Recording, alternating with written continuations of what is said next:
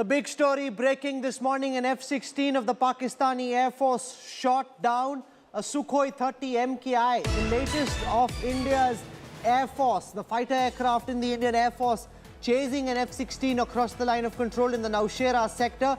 Shiv Arur has details on this big developing story. All Indian airports in North India have been shut down. Airports in Pakistan shut down as well.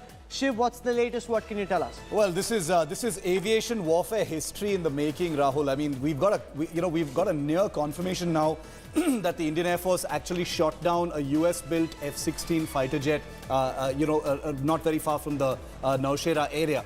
Now, if there are eyewitnesses on the ground who say that they actually in one single eye frame saw a Su-30 and an F-16, that would be hugely unusual. I mean, I can't believe something like that could actually happen because these are very, very fast-moving jets. Remember, they can't turn on a dime. So if you had a Su-30 engaging with an F-16 in this manner and pushing it back, that is an enormous, development as far as aerial warfare is concerned, because we live in an age when beyond visual range, high-performance radars, long-range weapons is the name of the game as far as aerial warfare is concerned. Close combat dogfights were last seen in the 1970s, 60s and 70s. The last time India actually saw anything coming close to that was in the 1971 war, Rahul. So if you had Su-30s, and we're getting a confirmation that Su-30 aircraft on combat air patrol scared away the F-16s and then shot down one of them, this is a major, major development as far as aerial warfare is concerned. But it's also the kind of development you don't really need, don't really want, because fully armed, lethal F-16 jets or Sukhoi 30 MKIs or Mirages are not what you want in aerial combat between two nuclear-armed nations. Make no mistake about this. In the midst of all of this, Imran Khan, the Pakistan Prime Minister, has convened a meeting of the Nuclear Command Authority in Islamabad. Geeta Mohan, our Foreign Affairs editor, is reporting on this. Geeta, what's the sense in India? How do they view this meeting? What do they expect will happen? Well, South Bloc and North Bloc both very keenly watching and monitoring developments in Pakistan, Rahul.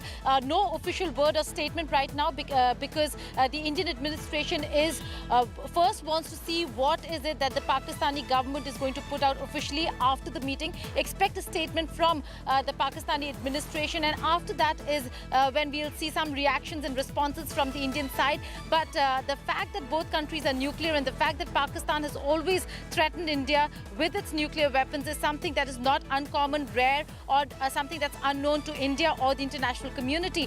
The United States of America and most of international community has been warning Pakistan to be very careful and responsible, not just with its nuclear weapons, but also with whatever responses it is coming out with after the action taken by India or the strikes that were conducted by India.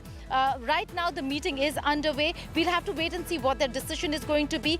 But the fact that they've always threatened India is not new, Rahul. And in their statement also, they will be reminding India again that it's a nuclear country and India should beware. Suja ul Haq joins us at this time. Suja, you were at the crash site. You spoke to the officers who are involved in operations over there. What can you tell us about what's the latest from Balgam?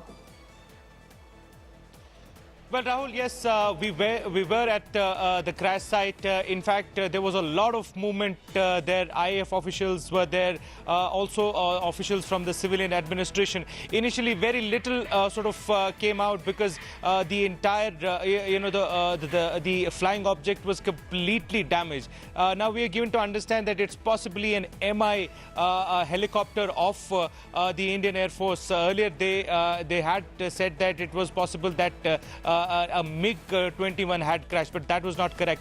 We're getting to know that it was an MI chopper, and two bodies were recovered from there. There are also reports that two others who were in the chopper have been evacuated. They're injured, they're being treated. But at this point of time, the entire area has been cordoned off by the security officials, all of them trying to figure out what really happened. Officials from the IAF tell us that they're still working on and